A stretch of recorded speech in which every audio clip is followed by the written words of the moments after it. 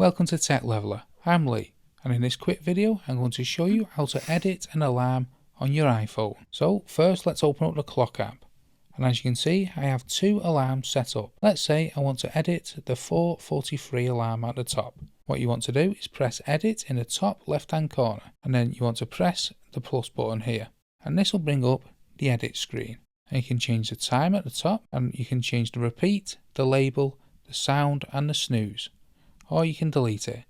And once you're happy with all the changes, you want to press save, and this will have changed the alarm and edit it to your preference.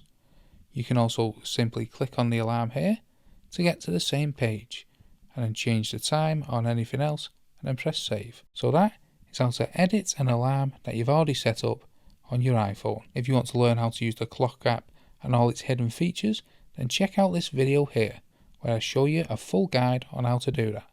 Thanks for watching, and I'll see you in the next one.